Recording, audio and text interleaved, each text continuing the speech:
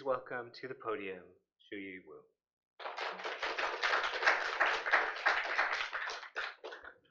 Hello everyone, my name is ShuYi Wu. Thank you for being here today. My presentation is about memory, emotion, friendship, and how illustration can hold tenderness, even as time keeps moving forward. I want to start with where I come from. I grew up in a small fishing village in Fujian, China. There was fishing boats, salty wind, bright sunshines, and temple everywhere. During a festival, opera tribe can perform with the dramatic costume and the golden headpieces. I didn't understand the lyrics by that time, but I love the colors and the emotion. This was where my imagination first opened. My family didn't have much money when I was young. My dad once walked home for hours after buying me milk powder because he didn't have bus money. But my parents still gave me dolls, picture books. Those small gifts shaped me. I love drawing girls and dressing dolls. Fashion and illustration become my way to dream of beauty. Another important of my artist life comes from my best friend. She knows how much I love shoujo manga style character. The elegant, emotional, beautiful dresses female figure. So every year on my birthday, she draws one for me as gift. Her drawing was the first artwork I received that was made real affection of care. As I grow older, I realized something important. Every serious artwork I create today still has her trace. Her gentle way of seeing the world and the emotional intensity in her drawing shapes my atmosphere of my own work. If one day I lost this influence, a part of my inner world will feel blank because she taught me how to draw with tenderness. So when I was a teenager, I loved fashion magazine. I cut off everything I wish I could have and grew them into a notebook. This became my first notebook. It was my first way to collecting emotion visually. Later, it's become part of my practice. As I said before, I love shoujo manga, so especially there's one called Honey and the Clover. This is the lines from the manga that stayed with me for many years. Even if it takes 10 or 20 years, I want to keep caring for someone quietly, even if it means nothing. What's taught me is not a romance, but it's a gentle of feeling inside of you, a long time and the quiet shape who you are. It also reflects my confusion as young artist, the mix of longing, unconsciously, and wanting to hold on something honest. These lines help me understand my art is emotion doesn't matter to need to be dramatic. So even soft feeling can lasting become heart of the story. Those are my earliest illustration work. The watercolor is beautiful, but it's really hard to control. I love its transparency, but the water is unpredictably move everywhere. So many of the earliest work is didn't match my vision, so I try to use the other mixed media. I try to fix those. But by accident, I discovered the mixed media. So it's opened a world for the textures, colors, and the layering. Here is my first narrative piece, colorful, playful, symbol. They told me that emotion and the story come first before the technique, and the technique can practice by the time and the effort.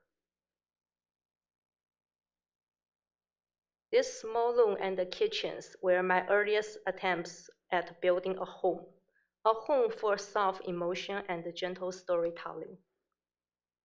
This story is a fantasy, but also a message about mom be the quiet heroes. It was one of the first times I put real emotion into the animal character. And here is the washi tape I made from my illustration. I want my art to become physical object that people can touch and use. So I work with manufacturing in China. The final color isn't perfect, but I learned so much about printing, color limits, and the production problem. It was my first real step into the product design. And those are mixed media pieces where I create after I come from MCAD. I mostly use the warm color, but this time I challenge myself to try cooler palettes and begin to understand how warm and cooler color express different emotions. I also explore sculptural clay frame like roses and the cage. The cage and the throne present a feeling I often return to, a beautiful world that still has scenes we cannot escape. This contrast becomes a core theme in my work. Here's all my ideas come from those small sketchbooks. I draw animals, plants, outfits, and the emotional moment. Those sketches glow into the large pieces or the layer. So this is now work I created from my sketchbook. This is crybaby ShuYi, and she's a mouse, always have a tear in her face, no matter she's happy or not. So she's a character that's part of children, part of mouse, and a part of my emotional world. She's sensitive, soft, and easy touched by little things. I made many sketches to understand her pose, emotions, and the world she lives in. Then next we come to the thumbnails. So those thumbnails are the earliest planning of my picture book page. Each box is tiny and is based on the text I write for this book. This is one of the script for my picture book. In this sense, ShuYi dreams that Didi is riding the clouds. The wind is surrounding Didi, the same wind touch ShuYi's face. This represents distance, also connection. Even far away, the feeling can still connect. So next, based on the text, I draw a sketch and color test. So color is my biggest emotion tools. Soft blue feel like lonely, green feel gentle and clean, pink feel warm and safe. When I do color study, I choose emotion first and the color second. This helps me decide how each page should feel. This is my studio here. It's full of sketch and unfinished idea. Working here makes me feel like I'm living with my character. They keep accompanying me and reminding me why I draw. Recently, one of the artists who inspired me a lot is a Chinese artist, Lu Mao. His soft and quiet painting made me realize what's my art missing needed more emotion and honesty, not just cuteness. He taught me that gentleness can be a strong artist's voice. Two of other artists that shaped me, Toph Jae-sung, a creator of Moomin, her work as poetic and dream background, creator of the Bengali Hedge. Her tiny world is warm, detailed, and full of care. They both taught me that illustration can heal people through small, tender moments. My art is a lifelong devotion of tenderness, courage, persistence. I return the fragile emotion into the last images, not freeze them, but honor them. I hope my work reminds people softness is not weakness. This is all kinds of strength. Thank you so much for listening. I want to give special thanks to our MFA faculty, Sarah Peterson and Gabriel, for creating such warm and inclusive community, and my mentor, Sarah Flower, for constant guideline and encouragement. Also, my classmates, thank you all for inspiring me every day, for walking this journey with me. I'm truly grateful to be here. Thank you.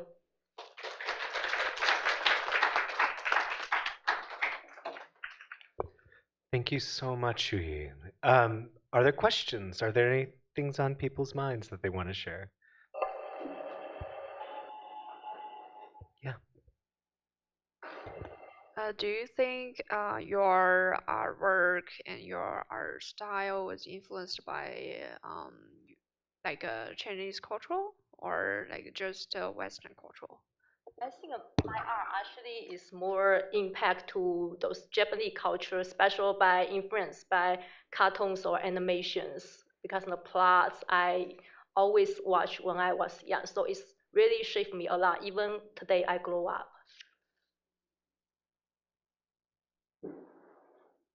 I was just curious if you could talk more about the relationship between writing and your visual work. And are those like entangled or are they separate? How do you see them? I like when I do my picture book, for example, I always write first because without word, I can't really imagination the plots. But after there's the text, it's more clear.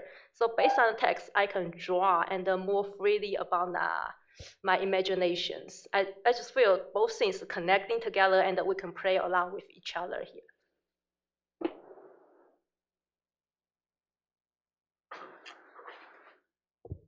I'm interested to know more about the kinds of product design you're interested in. Like, what else besides washi tape might you want your illustrations to be on? Yeah, so I have already like signed up class for sewing class because I have ambition to make those push dolls, like jelly cats. Those I just feel my character like a crybaby shushu if making a push dolls be really cute, and I'm really interested about those like cups, mugs, dinner plates, tea sets. I just because I'm the person who really like afternoon teas, those like fancy little cute stuff, and I just feel those stuff make life more interesting and make people feel life is worth.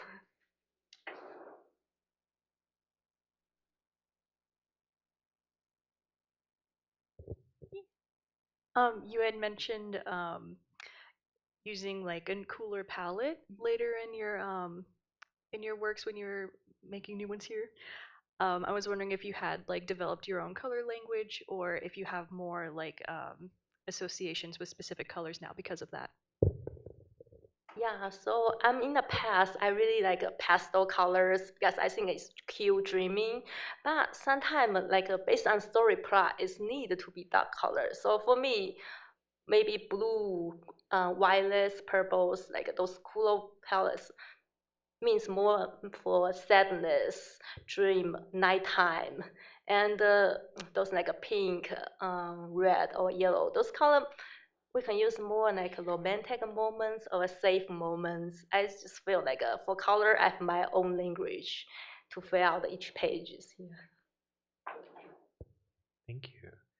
Maybe we have time for one last question, if there's anybody. Well, thank you so much. Please give a round of applause to ShuYi.